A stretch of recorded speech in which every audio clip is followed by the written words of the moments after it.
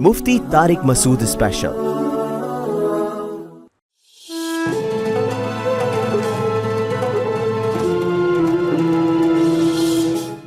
अस्सलामुअलैकुम नाज़रीन, मैं आपका मेज़बान आसिफ़ इकबाल आपको इस प्रोग्राम में दोबारा खुशामदीद कहता हूँ। मेरे साथ मौज़ज़ मेहमान गिरामी मौजूद हैं, मुल्क के मशहूर व मारूफ़ स्कॉलर, मजहबी स्कॉलर मुफ्ती तारिक मसूद साहब। अस्सलामुअलैकुम। जी वालेकुम अस्सलाम। और मशहूर व मारूफ़ ताजिर जो हैं और बहुत ही ज़बरदस्त काम कर रहे होते हैं, अज़मान साहब हमारे साथ मौजूद हैं। अस्सलाम वालेकुम अज़मान भाई। वालेकुम अस्सलाम। आज का जो टॉपिक है नाज़रीन वह है बच्चों की तरबियत। और बच्चों की तरबियत का जो टॉपिक है ये इसलिए भी बहुत इंपॉर्टेंट है कि हमारे साथ मौजूद हैं मुफ्ती तारिक मसूद साहब, क्योंकि मुफ्ती साहब इस पर बहुत अच्छी आरा दे चुके हैं और देते रहे हैं। तो हम बिला तात्तुल जो है किसी भी टाइम को ज़ाय किए बगैर मुफ्ती साहब के पास चलते हैं और मुफ्ती साहब को सलाम करते हैं। मुफ्ती साहब क्या हाल चाल हैं आपके, कैसे हैं? अल्हम्दुलिल्लाह। आज का प्रोग्राम थोड़ा कैजुअल करना चाह रहे हैं, ठीक है? और वो इसलिए करना चाह रहे हैं कि सबसे पहले आप ये बताएं कि आपके बच्चों की तादाद कितनी है? ये तो पर्सनल सवाल है। खैर अब तक की रिपोर्ट के मुताबिक 14 बच्चे हैं लेकिन एक बीवी से नहीं है, ज़्यादा बीवियों से। तो ज़्यादा बीवियों से हैं मुफ्ती साहब, 14 और बच्चे? 2 सौतेले मिला लें उसमें, वो भी मेरे ही बच्चे हैं। अच्छा, माशाल्लाह माशाल्लाह। तो 16 बच्चे हैं जी। तो अगर आप ही अगर 16 बच्चों की तरबियत के हवाले से हमें कुछ बताएंगे तो मेरे ख्याल से सारे मसले जो माशरे के हैं वो बहुत हद तक हल हो जाएंगे। देखिए, पहली बात तो ये कि 16 या 14 बच्चे सुनते ही लोगों के कान खड़े हो जाएंगे कि इतने बच्चों की तरबियत तो मुमकिन ही नहीं है। आजकल 2 बच्चे पालना बहुत मुश्किल है, तो 14 बच्चे कौन पालेगा, 16 कौन पालेगा, और वो भी अब तक की रिपोर्ट के मुताबिक। ठीक है ना? तो ये असल में तरबियत का मफहूम क्या है, ये हमारे यहाँ बहुत बड़ी गलतफहमी है। तरबियत का लोगों की नज़र में मफहूम यह है कि बच्चे को रोबोट की तरह सीधा करके चलाना। जो आप पढ़ाना चाह रहे हैं वो पढ़ ले, आप चाहते हैं, आप कहते हैं वहाँ बैठो तो वो वहाँ जाके बैठ जाए, आप कहते हैं उठ जाओ तो उठ जाए, आप कहते हैं सो जाओ तो सो जाए, आप कहते हैं ये करो तो ये करे, या ये ना करो तो ये ना करे। यानी वो रोबोट बन जाए, जो माँ बाप जो जो कहते चले जा रहे हैं वो करता चला जाए। इसको आजकल एक तरबियत कि हमारा बच्चा अच्छा बच्चा है, ठीक है, जबकि मेरी नज़र में ये अच्छा बच्चा नहीं है। ये कुछ भी नहीं करेगा दुनिया में बड़ा होकर। अच्छा। इससे आप कोई उम्मीदें ना लगाएं। शरारती बच्चे अच्छे होते हैं, और बच्चे शरारतें सीखते हैं, करते हैं बहन भाइयों के साथ। ये मेरी जो किताब है ना, ख़वातीन थोड़ा सा सुन के गुस्सा हो जाती हैं, वो उस किताब का नाम सुन के, एक सजाई शादियों की ज़रूरत क्यों, उसमें मैंने लंदन के, यूएसए के जो इनाम याफ्ता डॉक्टर्स हैं जिनको नोबेल प्राइज़ मिले हुए हैं, उन डॉक्टरों की जो रिपोर्ट पेश की है, जो माहिर नफ्सियात हैं, कि बच्चे को अपना करीबुल उमर बहन या भाई चाहिए उसकी तरबियत के लिए। हाँ, मेंटल ग्रो के लिए। अगर बच्चे के साथ उसके यानी वक्फा ज़्यादा होगा ना, 3-4 साल का फ़र्क आ गया बच्चे में, बच्चे को अपने साथ खेलने के लिए, अपनी बातें शेयर करने के लिए अपना करीबुल उमर बहन या भाई नहीं मिलता। इससे बच्चे की जो जितना दिमाग ग्रो करना चाहिए उस तरह से ग्रो करता नहीं है। आप तजर्बा करके देख लें, जिस घर में बच्चे ज़्यादा होंगे वो बोलना भी जल्दी सीखते हैं। अच्छा, बच्चे एक दूसरे में बर्दाश्त पैदा करते हैं, शरारतें करके मारते हैं, पीटते हैं, इससे बच्चे में बर्दाश्त पैदा होती है।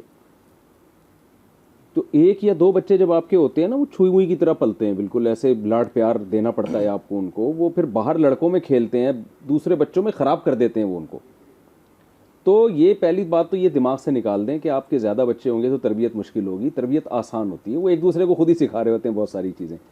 तो ये मैं इसलिए कह रहा हूँ कि मेरा सुन के ना लोग फ़ौरन कहते हैं यार इसके अपने बच्चों की क्या तरबियत होगी जो हमें सिखा रहा है बच्चों की तरबियत। ये इसके खुद के कैसे होंगे जो हमें सिखा रहा है। 14 या 16 बच्चे हैं माशाल्लाह से आपके, तो नाम वगैरह याद रहते हैं आपको सारों के? हाँ, सोचने पे याद आ जाता है। सोचने पे अगर ये सवाल किया जाए कि आपको सबसे ज़्यादा अच्छा कौन लगता है तो ये मुश्किल होगा। बच्चियाँ ज़्यादा अच्छी लगती हैं, ज़्यादा उनकी तरफ दिल माइल होता है। उनकी मासूमियत, उनकी बातें, उनके जो पका रही हैं, बिरयानी पका रही हैं, ऐसे ही ना वो खिलौने जो बर्तन होते हैं उनके, लड़के शरारती होते हैं, ज़रा वो फड्डेबाज होते हैं। सबसे शरारती बेटा कौन सा है आपका? मेरा जो शरारती बेटा है ना, सबसे छोटे से जो बड़ा है वो बहुत शरारती। सबसे स्पेशल पीस है वो आपका? वो मार्केट में एक अलग ही चीज़ आई है। ठीक है ना, वो काबू में नहीं आ रहा है, बहुत फुदकता है वो।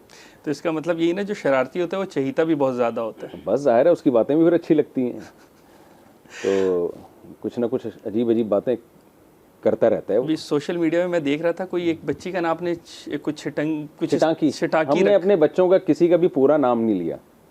बच्चों के तो नाम ऐसे ही होते हैं, कोई छिटाकी है, कोई और नाम आप बताएं जरा। पुदीने की चटनी है। एक बच्ची मुझे बहुत प्यारी लगती है अपनी, तो उसका नाम उन्हें पुदीने की चटनी रखा हुआ है। तो इस तरह के ये तो मोहब्बत के नाम होते हैं। चलें, अल्लाह ताला आपके बच्चों को जो है बहुत बेहतर तो खैर, मैं ये जो अर्ज़ कर रहा था ना, तरबियत का मफहूम क्या है। देखें, तालीम अलग चीज़ है, तरबियत अलग चीज़ है। लोग दोनों को मर्ज कर देते हैं, लोग दोनों को ना आपस में जोड़ देते हैं। ठीक है।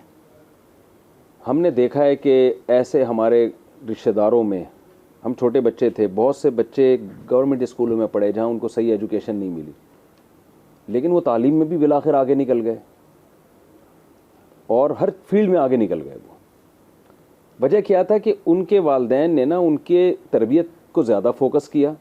जब आप बच्चे को इंसान बना देते हैं ना, तो वो जब थोड़ा सा उस मिच्योर होता है, वो खुद अपना अच्छा बुरा समझने लगता है।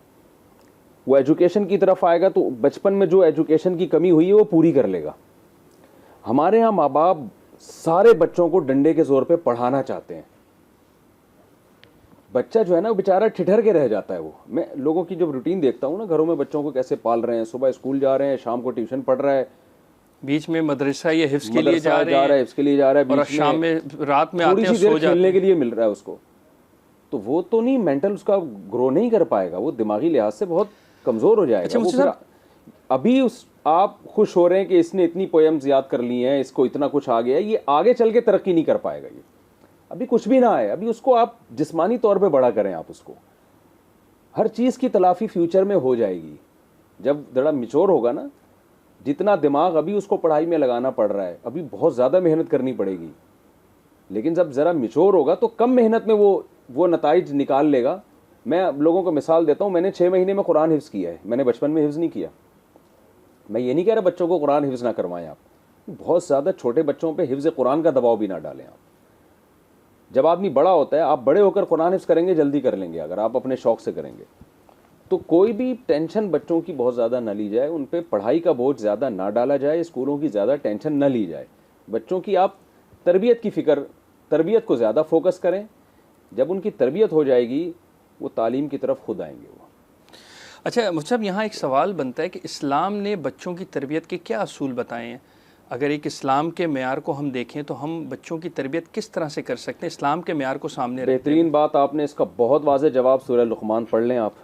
वहाँ अल्लाह ताला ने लुक़मान अलैहिस्सलाम की वो नसीहत जो उन्होंने अपने बेटे को की है, छोटे से बेटे को, या बुनैया, तो वो जो नसीहतें की हैं, कुरान क्यों ज़िक्र कर रहा है अपने बच्चे की नसीहत को, लुक़मान अलैहिस्सलाम की अपने बच्चे की नसीहत को, ताकि आपको नसीहत का स्टाइल भी आपको समझ में आ जाए, क्या नसीहत करनी है ये भी समझ में आ जाए। तो लुक़मान अलैहिस्सलाम ने अपने बेटे को नसीहत की, या बुनैया, ए मेरे प्यारे बच्चे। इससे हमें पहली बात तो वालिदैन के लिए नसीहत है कि आप जब अपनी औलाद को नसीहत करें तो प्यारे बच्चे कह के करनी है आपने नसीहत उसको। हमारे यहाँ नसीहत ही गाली से बाज़ जगहों पे शुरू होती है। उल्लू के पट्टे, मैं तुझे घंटे से बात समझा रहा हूँ, तेरी समझ में नहीं आ रही, इस तरह से बात शुरू होती है। असल में बचपन में तो जो है ना, उसकी माँ को ताने दे रहे होते हैं बिल्कुल कि तुम्हारा बच्चा ये कर रहा है। तो ये ज़ाहिर है बच्चे की, अल्लाह ने हर इंसान के दिल में अपनी एक इज़्ज़त रखी होती है। वो बच्चा बचपन से ये बदतमीज़ी सीखता है, ये आदाब सीखता है।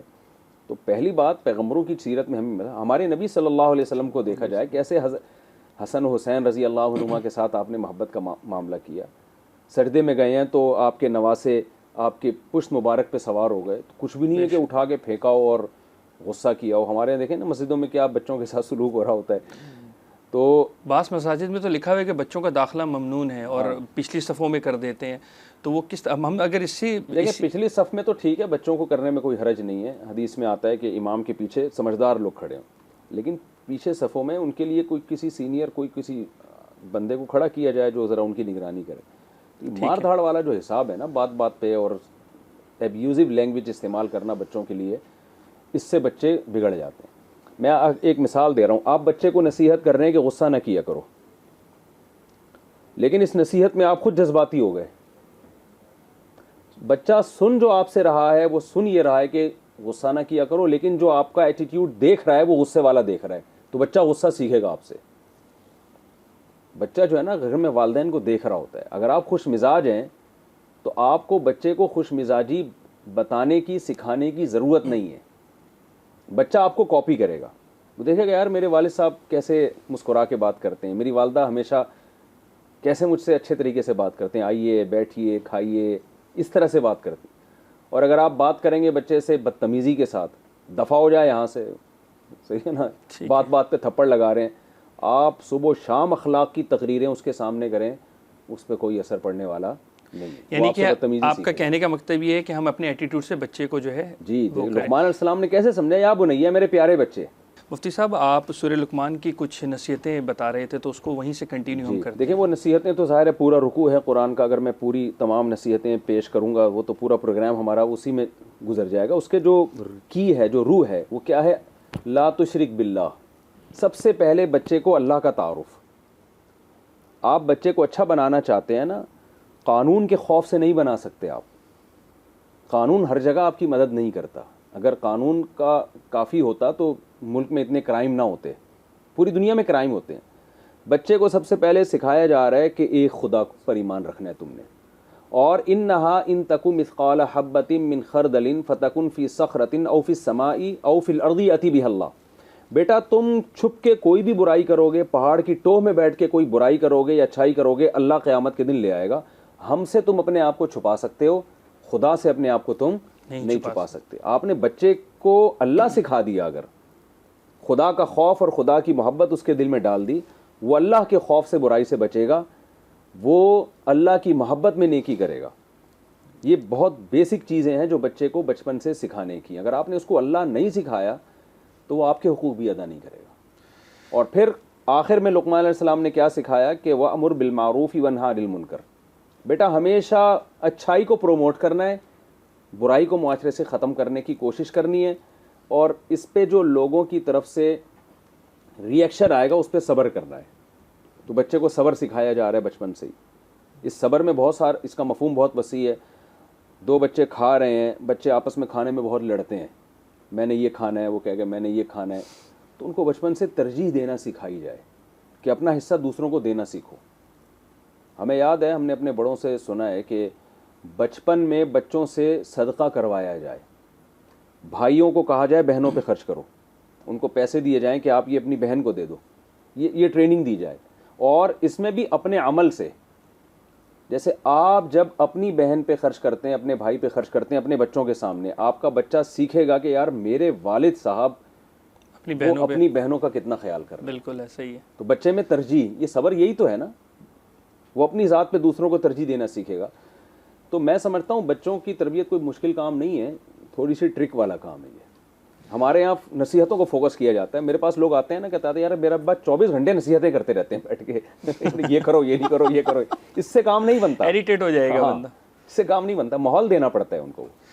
अच्छा अजमान भाई, एक छोटा सा सवाल आपसे है कि as businessman world wide travelling के बाद बच्चों को किस तरह से टाइम आप लोग दे पाते हैं, कैसे मैनेज करते हैं इतनी मसरूफियत वाली ज़िंदगी में आप? लेकिन इसके अंदर बिल्कुल टाइम दे रहे होते हैं, मतलब सब चीज़ों को मैनेज भी करना है और लेके भी चलना है। तो आजकल तो आपको पता है स्कूल्स और कॉलेजेस और ये चीज़ें तो सब अपना टाइमिंग के साथ हैं। बस शाम में देखते हैं डिनर पे और सुबह ब्रेकफास्ट पे उनको टाइम दे दें। इससे ज़्यादा तो बिजनेसमैन के पास टाइम नहीं होता कि वो उसको टाइम दे रहा हो। हाँ, ऑल दो कि संडे वाले दिन एक क्वालिटी टाइम स्पेंड कर रहे होते हैं बच्चों के साथ। तो बस यही चीज़ें हैं और इसी के साथ चल रहा होता है सिस्टम सब। तो बस मुफ्ती साहब, एक बहुत ही इम्पॉर्टेंट सवाल जो कि बहुत ज़्यादा जब से आप इस प्रोग्राम को हम कर रहे हैं लोगों के व्यूज़ आ रहे थे, लेकिन हमने उसको डिज़ाइन इसीलिए किया कि हम ऐसे प्रोग्राम में जो है इसको डिस्कस करेंगे जिस पे इसका टॉपिक हो। ट्यूब के ज़रिए जो बच्चों की पैदाइश हो रही है, IVF इसको कहते हैं, तो इसमें शरन इस्लाम की क्या तालीमात हैं, ये जायज़ है नहीं है, इसको किस तरह से ब्रीफ करेंगे under the umbrella of Islamic? देखें, पहली बात तो ये कि जब तक इसकी शदीद ज़रूरत ना हो ये अमल जायज़ नहीं है। ज़रूरत का मतलब ये है कि मियाँ बीवी की औलाद हो ही नहीं रही, इलाज भी करवा लिया, तो अब वो इतना सिर्फ इस हद तक जायज़ है कि शौहर का स्पर्म हो और उसकी वाइफ का, इन दोनों का मिलाप, और फिर इसको रखा जाए औरत ही के रहम में। ठीक हो, ये जो यूरोप में सिलसिला चल निकला है कि किसी और कोई डोनेटर को लिया जाता है। इससे क्या होगा कि जो माँ का मिज़दाक़ है ना, इस्लाम में रिश्तेदारी की बहुत वैल्यू है, नसब की बहुत हिफाजत है। तो जैसे बाप के नसब की हिफाजत ज़रूरी है, माँ के नसब की भी ज़रूरी है। कुरान ने माँ के 3 हुकूक बयान किए हैं। हमलतहु उम्मुहु कुरहन व वज़अतहु कुरहा, वो तकलीफ़ से उठाती है और तकलीफ़ से जनती है। तो अगर पेट किसी और का है, स्पर्म किसी और का है, इसमें माँ का जो मिज़दाक़ है ना, वो उसमें कन्फ्यूजन पैदा होगी, यानी ब्लड किसी और का इस्तेमाल हो रहा है, उठाने वाली पेट में जनने वाली कोई और है। ये जो यूरोप में तो बहुत ज़्यादा, उसकी गहराई में नहीं जाऊंगा, बस एक सूरत जायज़ है कि इस बात का पूरा इत्मीनान हो कि स्पर्म किसका है और उसी वाइफ का रहम हो, उसी की वाइफ का रहम हो जिसमें वो ये प्रोसेस सिर्फ बाहर हो रहा है, ट्यूब के ज़रिए हो रहा है। ठीक है। तो शदीद मजबूरी में इसकी इजाज़त है। इसके अलावा जितने भी तरीक़े हैं वो तमाम हराम हैं, क्योंकि वो नसब में खलल पैदा करने का ज़रिया बनते हैं। अच्छा मुफ्ती साहब, हुमैरा हैं, मिस हुमैरा हैं हैदराबाद से, वो कुछ सवाल करना चाह रही थी, फ़ोन कॉल पे मौजूद है। जी मिस हुमैरा।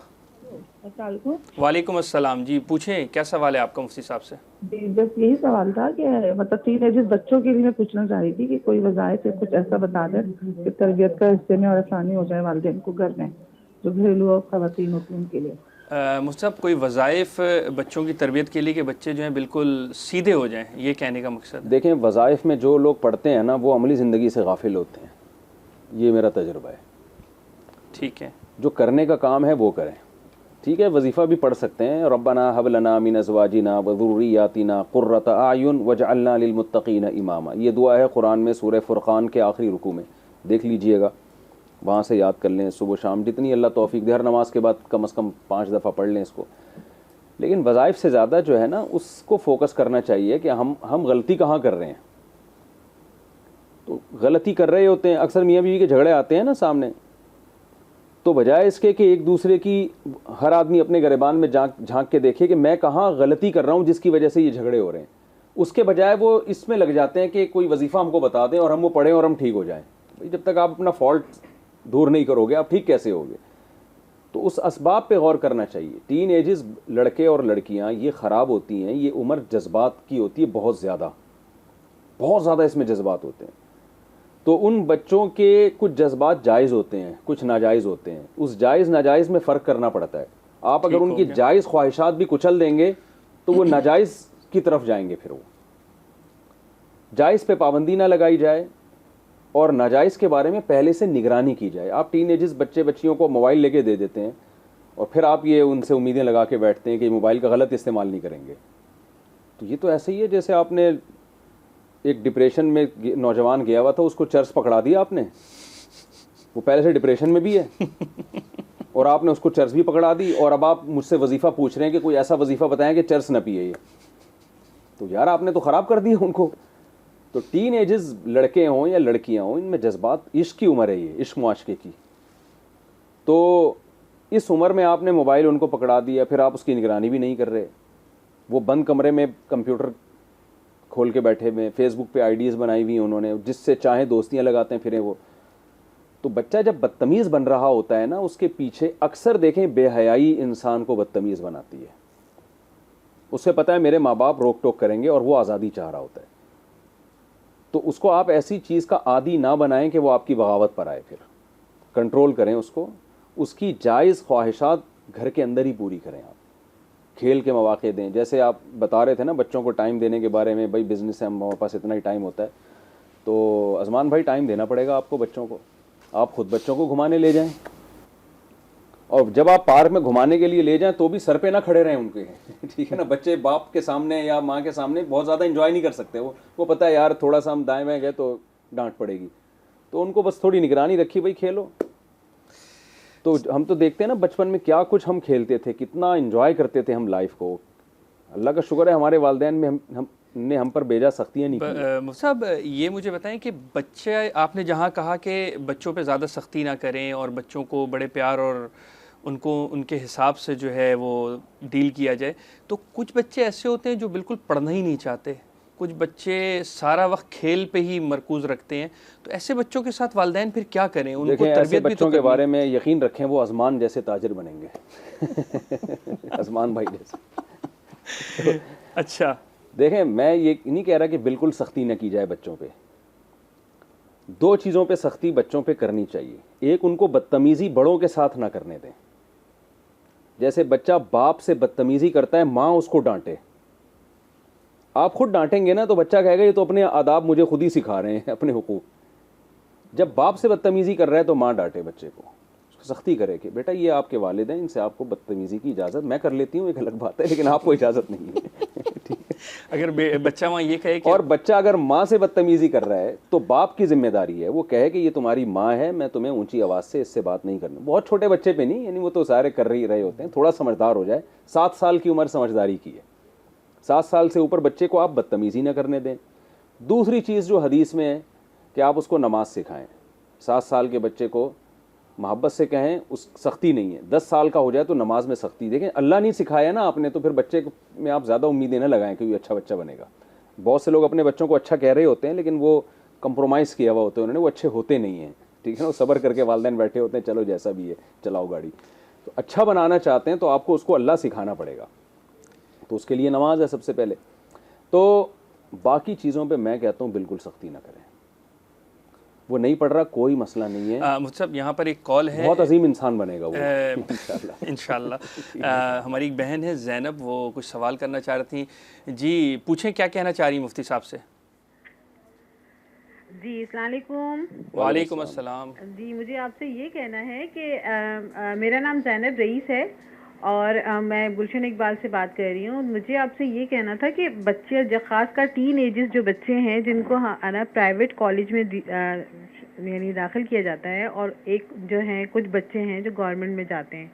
तो जो प्राइवेट वाले बच्चे हैं जो टीन एजेस, तो वो आजकल बहुत ज़्यादा क्या सुना है कि माहौल इतना ख़राब हो गया है कि इतना ज़्यादा यानी फ्री क्या कहें कि मतलब इतना ज़्यादा औरत और मर्दों का इख्तिलात आप ये कह लें, अगर मैं सही करूँ, ब्रॉड माइंडेड टाइप जी। इस तरह से बच्चे हो गए हैं कि उनको ना कुछ समझ ही नहीं आता कि ये बुरा है, ये नहीं करना चाहिए, या ये मोबाइल यूज़ इस तरह से नहीं करना चाहिए। तो मेरी समझ में ये बात नहीं आती, तो आप प्लीज़ ज़रा कुछ कन्वे करेंगे इस बारे में? जी मुफ्ती साहब। देखें, मैं जो अपने तजर्बे शेयर करूँ ना, जो मेरे पास वाक़यात आते हैं, जो फैमिलीज़ आती हैं अपने बच्चों की शिकायतें लेकर, तो देखें ये बात खूब अच्छी तरह समझ लें। मैं बार बार कहता हूँ, आज एजुकेशन को फोकस किया जा रहा है, तरबियत को फोकस ही नहीं किया जा रहा। बहुत से स्कूल आपके बच्चों को आपका बागी बना रहे हैं। कोई भरोसा नहीं, यही बच्चे कल आपका गरेबान पकड़ें और आपको ओल्ड हाउस में फेंक के आ जाएं बुढ़ापे में कि आपने लाइफ को एंजॉय किया, अब हमें भी एंजॉय करने दें।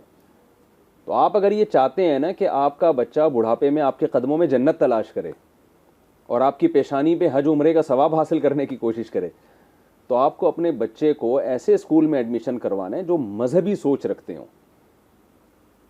जो क्योंकि ये सब हुकूक तो मजहब ने सिखाए हैं, ये तो इंसान के बुनियादी हुकूक में आती हैं ये चीज़ें। तो अगर आपने अपने बच्चे को ये बनाना है तो ठीक है, नहीं बनाना तो फिर आपने ये सोचना है कि आप उस स्कूल का पहले विज़िट करें, इसमें क्या सिखाया जा रहा है, इनमें सोच क्या है, ये लिबरलिज्म पे यकीन रखते हैं या कुछ थोड़ा सा इनके यहाँ कुछ मजहबी रिवायात भी उसको भी मानते मुफ्ती हैं। साहब, यहाँ एक सवाल बनता है कि हम जितनी भी कोशिश कर लें, बाज़ यूनिवर्सिटीज़, बाज़ स्कूल्स ऐसे हैं जहाँ पर हर वालिदैन की ख्वाहिश होती है कि वो अपने बच्चों को वहाँ एडमिशन करवाएं, लेकिन वो को एजुकेशन होते हैं। तो उस जगह पर या मेयार ऐसा होता है कि वहाँ पर वालिदैन की ख्वाहिश होती है कि मेरा बेटा या बेटी यहीं से पढ़ कर निकले, तो उस जगह पर वालिदैन क्या करें? वो मजबूर हैं, वो किस तरह से फिर इस चीज़ को मैनेज करें? होम स्कूलिंग की तरफ आए ना। देखें, मैं नहीं कह रहा को एजुकेशन में जो पढ़ रहे हैं सारे ख़राब हो जाते हैं, तो कहीं भी चर्स बट रही हो तो सब सारे नहीं पिएंगे उसको, सही ना, सारे कभी भी ख़राब नहीं होते। हमने असबाब इख्तियार करने ख़राबी से बचाने के। बाज़ लोग आप तरबियत के सारे असबाब इख्तियार करें फिर भी बिगड़ जाते हैं। नूह अलैहिस्सलाम का बेटा तो बिगड़ गया था ना, हालांकि पैगंबर ने क्या उसकी तरबियत में कोई कसर छोड़ी थी। तो हम असबाब के मुकल्लफ़ हैं कि हमने उनको अच्छा बनाने के असबाब इख्तियार करने, नतीजा अल्लाह के हाथ में। तो होम स्कूलिंग की तरफ आएँ। आप डॉक्टर ज़ीशान साहब हैं, लम्स यूनिवर्सिटी के प्रोफेसर रहे हैं, बहुत ही हाई प्रोफाइल एजुकेटेड हैं, उनके यूट्यूब पे आप सर्च करेंगे ना, होम स्कूलिंग पे उनके काफ़ी लेक्चर्स हैं। जिन वालदैन ने, मेरे ये 2 भांजे बैठे हुए हैं ना, होम स्कूलिंग घर में पढ़ा इन्होंने मैट्रिक तक। मुझे याद है मैं जब इनके घर जाता था तो ये इनकी उम्रें होंगी उस वक्त 8-10 साल, इंग्लिश अखबार ऐसे टांग पे टांग रख के डॉन अखबार पढ़ रहे होते थे ये। घर में जब आप पढ़ते हैं ना, आप 6 महीने में वो कुछ पढ़ लेते हैं जो आप स्कूलों में 6 साल में नहीं पढ़ सकते। स्कूलों में टाइम बहुत ये इदारे अक्सर हमारे स्कूल ये कमाई का जरिया हैं। यानी आप देख लेना, स्कूल वाले यूनिफॉर्म भी उन्हीं की शॉप से मिल रहा होगा आपको, सिलेबस भी उन्हीं की। बिल्कुल ऐसे ही। हमें तो याद है, हम जब स्कूल में हमें सिलेबस दे दिया जाता था, पूरे कराची में जिस दुकान से चाहे हम खरीदें यूनिफॉर्म, हम जहाँ से चाहे खरीदें, अपनी मर्जी का सिलवा लें। अब तो ये सब प्रोफेशनल हो चुका है, तो तालीम भी अब तालीम नहीं रही है।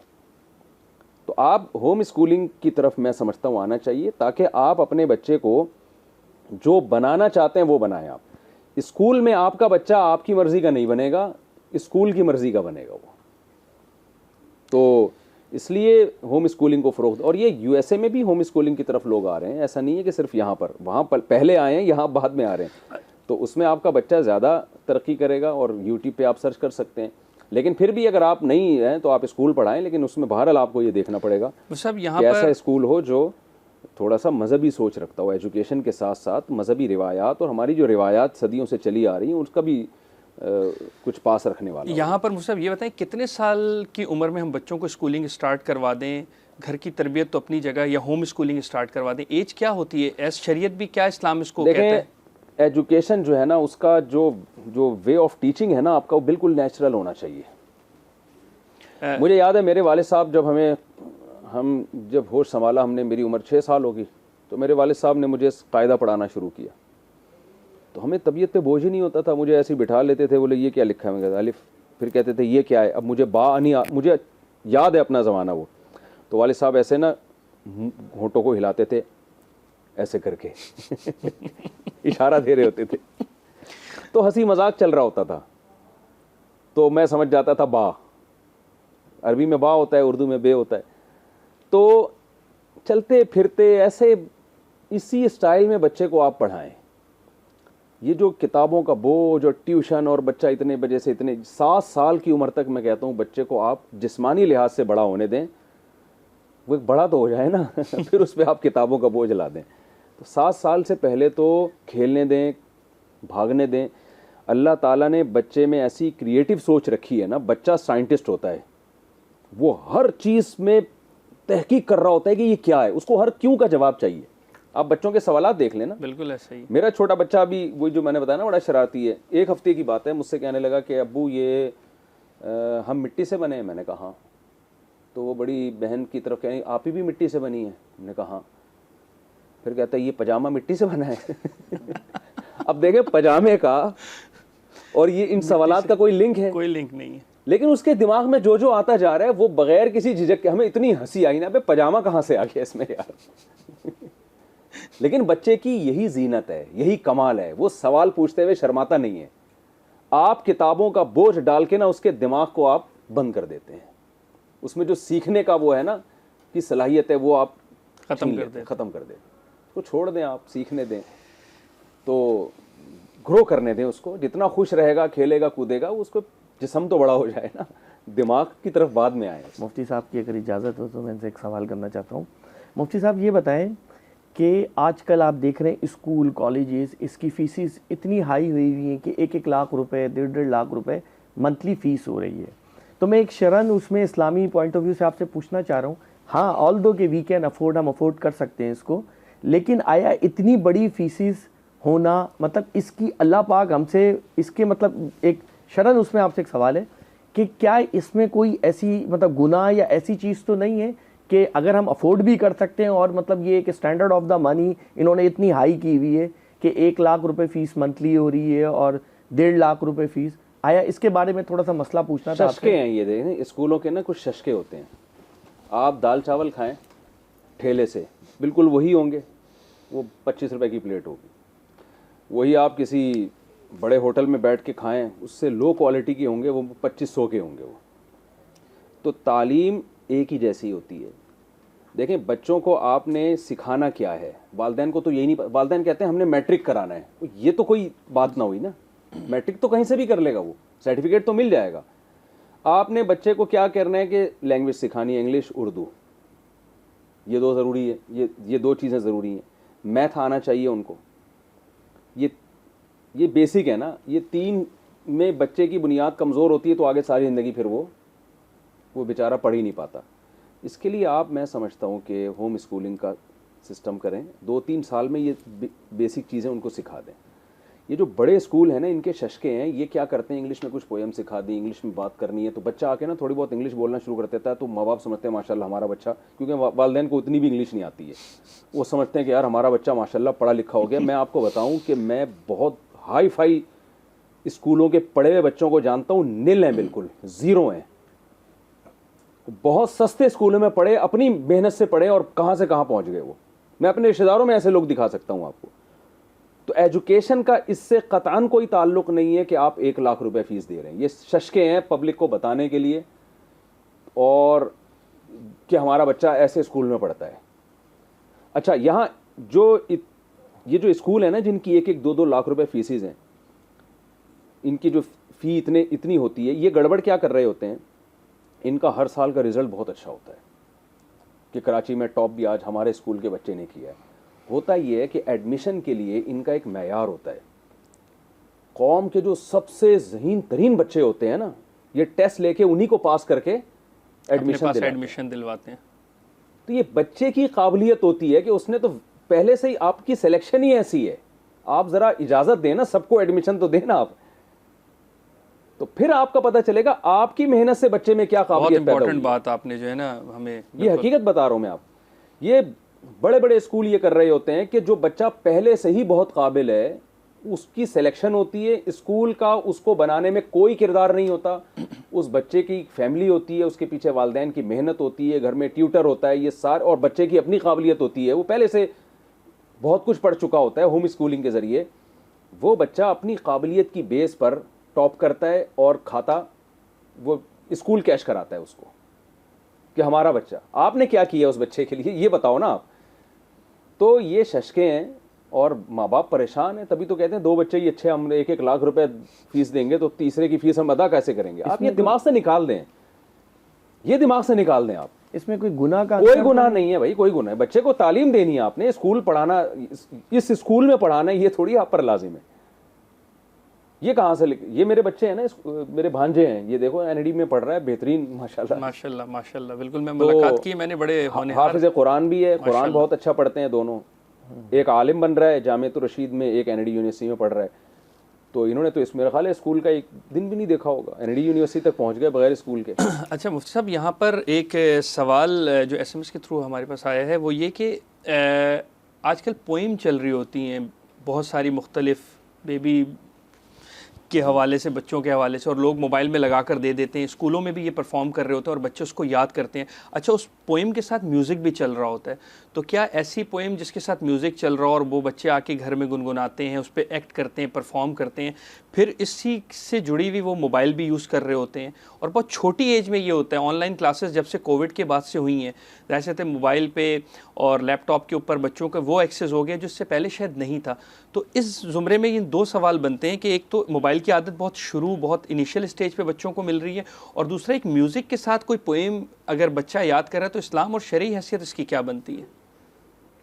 देखें, बैकग्राउंड में म्यूज़िक किस नौयत का चल रहा है, ये तो ख़बरों में चल रहा होता है बैकग्राउंड में एक ख़ास किस्म का म्यूज़िक, या कोई डॉक्यूमेंट्री होती है उसमें चल रहा होता है, वो म्यूज़िक तो नहीं है जो बॉलीवुड और हॉलीवुड का म्यूज़िक है। वो दोनों को एक ही लाठी से तो नहीं हाँका जा सकता, तो वो तो मैं उसके बारे में कोई तबसरा नहीं कर सकता। गानों की रिदम में होते हैं ये बास, तो बिल्कुल गानों की कॉपी बच्चे में को होते हैं। यही आदत ख़राब हो सकती है, उसको मौसीकी का रसियाला बन सकता है, ये ख़तरात तो बहरहाल मौजूद हैं, तो अवॉइड करना चाहिए। मैं समझता हूँ अगर अवॉइड कर सकता है कोई, लेकिन बाज़ दफ़ा ये होता है कि वो म्यूज़िक वो इस काबिल नहीं होता कि उसको म्यूज़िक कहा जा सके, यानी कोई ऐसा उसमें रिदम नहीं होता जो बॉलीवुड और हॉलीवुड में जो चल रहा होता है ना, जो उतार चढ़ाव हो रहा होता है, इस तरह की चीज़ नहीं होती। तो इसलिए वो तो जब तक सुने बगैर मैं उसमें कोई फ़ैसला नहीं कर सकता। बाज़ चीज़ें ज़रूरत भी होती है ना, बच्चे को पोएम सीखनी है, उसके बगैर कोई मिल ही नहीं रही पोएम, बैकग्राउंड में कुछ चल रहा है तो वो कैसे उसको यानी इतनी सख्ती करें अगर हम कि वो बच्चे के लिए तालीम के दरवाजे ही बंद कर दें, तो ये भी गलत है ना। दूसरा, मोबाइल से मैं ये कभी नहीं कहता कि बच्चे पर मोबाइल और कंप्यूटर पे पाबंदी लगा दें। पाबंदी लगाएंगे बगावत पर आएगा, और ख़ास तौर पर इनमें कुछ मुफीद चीज़ें भी तो हैं ना। मैं ये कहता हूँ कि बच्चे को मोबाइल और कंप्यूटर यूज़ करवाएं अपनी निगरानी में, ठीक हो, उसको बताएं कि ये अच्छा है और ये बुरा है। अगर बिल्कुल पाबंदी लगाएंगे ना तो ये पाबंदी इस ज़माने में एक तो बच्चे को नुकसान भी है, वो नहीं ज़माने के हिसाब से चल नहीं सकता, फिर वो पीछे रह जाएगा। दूसरा, फिर वो गलत चीज़ की तरफ जाएगा। तो ये भी है ना, ये इस पाबंदी का मतलब निगरानी हो उसके ऊपर, और फिर अपनी निगरानी में आप उसको बताएं ये इस्तेमाल करने की चीज़ है और ये अवॉइड करने की चीज़ है। इस तरह से होना चाहिए। तो नाजरीन, आज का प्रोग्राम आपको कैसा लगा ये ज़रूर बताइएगा, और प्रोग्राम के सबसे इम्पॉर्टेंट और सबसे पॉपुलर चीज़ की तरफ चलते हैं जो मुफ्ती साहब का पैगाम होता है। लेकिन मैं आज एक रिक्वेस्ट करूंगा मुफ्ती साहब से कि इस पैगाम के साथ अपनी बचपन की एक छोटी सी चीज़ भी शेयर कर लें, कोई शरारत हो तो हमारे साथ। तो मुफ्ती साहब, आज का पैगाम भी आप दें, और एक रिक्वेस्ट है कि वो बचपन की कोई आदत, कोई ऐसी शरारत या अपने बच्चे की कोई ऐसी शरारत हमसे शेयर कर लें, तो नाजरीन ज़रा जान लें। हमें जो है ना, बचपन में हम बहुत शरारती थे, तो अब क्या शरारतें शेयर करें आपके साथ? कर लें एक आख शेयर कोई अच्छी सी कोई ऐसी अगर हो तो आपको याद। बस हर वक्त भागम दौड़म में लगे रहते थे, खेलते थे, कूदते थे, बहुत इंजॉय किया हमने बचपन में लाइफ को। और अब बच्चों को देख के बड़ा तरस आता है। इनकी कमरें कुबड़ी बनने वाली हैं थोड़े दिनों में, गर्दन के सर्वाइकल पेन और ये सारी चीज़ें इनकी 20-20 साल में शुरू हो जाएंगी। तो हम तो इतना खेलते थे, ऐसा मारम पीटी खेलते थे, पिट्टू अब खेलते थे, पैलदूज भी खेल, लड़कियों वाले खेल भी खेले, लड़कों वाले भी खेले, फुटबॉल खेलते थे, क्रिकेट लड़की वाले खेलते थे, लड़कों वाले, जो मौका मिला खेल लिया हमने। जैसा देश वैसा भेस। तो बच्चों को ये खेल खिलाएं, मारम पीटी खिलवाएं। जब वो, हमें याद है ना जब वो गेंद खींच के मारते थे कमर पे, आपको भी याद होगा आजमान भाई कैसे कमर सुझाते थे, अब यार लग गई, ज़्यादा लग गई। तो भागने दें, दौड़ने दें, खेलने दें, ग्रो करेंगे, खाएंगे। ये तो माएँ कैसे बच्चों को सुबह लेके बैठी होती हैं, ये खा ले ये नहीं खा सकता तो कम वक्त ये खा ले, ये भी नहीं खा सकता चल वो खा ले जब ये भागेंगे दौड़ेंगे ना तो ये खाएंगे। हमें तो याद है हम किचन में घुसते थे और दूध की मलाई उतार के खा जाते थे हम पीछे से कोई सूखा दूध का डब्बा कैसे खाते, आपको भी याद होगा, ऊपर चढ़े और अलमारी से सबसे फेवरेट चीज़ें होती थी हमारी बचपन की, चीनी मिलाकर खाने की। तो हमें तो रोकना पड़ता था, फिर भी हम खाते थे। आज बच्चों को गन पॉइंट पे खिलाया जा रहा है, फिर भी नहीं खा रहे। तो कुछ खा लें तो माँ बाप समझते हैं आज इन्होंने पर बहुत बड़ा एहसान किया। उसकी वजह ये है कि आपने इन कंप्यूटर पे बिठा के इनकी सेहतों की ऐसी की तैसी कर दी है। और बच्चों की ज़्यादा टेंशन ना लें। आज इतने छुई मुई हो गए। मैं एक क्लिनिक में था तो एक खातून अपने बच्चे को उठा के लाई, पार्क में खेल रहा था, कहीं ज़रा सा गिरा है तो हल्का सा उसके कट आया, ब्लीडिंग हो गई। उफ, ऐसा जो उसकी माँ रोई है। भाई ये तो नॉर्मल है, बच्चा तो गिरता भी है, कभी सर फटेगा, कभी पाँव छिलेगा, ये सब बच्चों के ज़ख्म फ़ौरन डॉक्टर को दिखाने की भी ज़रूरत नहीं है, फ़ौरन ठीक होते हैं बच्चों के ज़ख्म। तो इतना हवा ना बनाएं, बच्चों को मिट्टी में खेलने दें। बच्चों का इम्यून सिस्टम मजबूत होता है, मुदाफ़ाती निज़ाम। हमें तो बचपन में हम कीचड़ उठा उठा के चपेट देते थे, जब बारिशें होती थी ना खेलते थे, घर में पिटते भी थे, जब आते थे तो माँ बाप से पिटते थे, अबे कपड़े गंदे कर लिए तुमने। कोई बात नहीं, ये भी, इसको भी इंजॉय करो, इसको भी इंजॉय करो। बच्चों की अब नेचुरल लाइफ रही नहीं है, तभी बच्चों में नफ्सियाती मसाइल बहुत पैदा हो गए। ठीक है, इतने इतने से बच्चे और साइकेट्रिक को दिखा रहे हैं आप। यार बड़ा होता है, 2-3 शादियां कर ले, डिप्रेशन में चला जाए, समझ में आता है। अभी इसमें कौन सी बेचारे में इतने इतने से बच्चे डिप्रेशन के मरीज बने हुए हैं। तो नेचुरल लाइफ ख़त्म हो गई है और छुई मुई बना दिया वालिदैन ने। तो इतनी टेंशन बच्चों की ना लें, बच्चों को प्यार दें, मोहब्बत दें, एंजॉय करें, उनको खेलने दें। गिर गए, फट गए, सर फट गया, ये हो गया, कोई बात नहीं यार, थोड़ा सा डॉक्टर को दिखा दिया। किसी बाहर बच्चे ने आपके बच्चे को मार दिया तो ये नहीं कि अब उसके घर जा रहे हैं आप लड़ाई करने के लिए। बोले यार बच्चे एक दूसरे को मारते पीटते हैं, फिर दोस्ती कर लेते हैं। तो ये जो छुई मुई बना दिया ना माँ बाप ने, और बिल्कुल ही बर्गर फैमिलियाँ वजूद में आ रही हैं, ये किसी काम के, ये कोई मुल्क और कौम के लिए कोई, मैं समझता हूँ कोई अच्छा सरमाया नहीं है। ये टेंशन बनेंगे मुल्क और कौम के लिए। तो नाजरीन, आज का प्रोग्राम कैसा लगा हमें फ़ीडबैक दें। और आज का मैसेज यही है कि अपने बच्चों को दीनी तालीम दें, एक्सरसाइज करवाएं और उनकी रूटीन को ऐसा कर दें कि वो फ़िज़िकली बहुत फ़िट हो जाएं। और इसके साथ साथ कंप्यूटर पे अगर बैठाएं या मोबाइल यूज़ करवाएं या वो पबजी खेलें मुफ्ती साहब के कहने के मुताबिक, तो उस पर निगरानी रखें। तो इंशाल्लाह कल मिलते हैं, मुफ्ती साहब हमारे साथ मौजूद होंगे और कल एक नए टॉपिक के साथ दोबारा हाजिर होंगे। तो कल तक के लिए हमें इजाज़त दीजिए। जज़ाकल्लाह।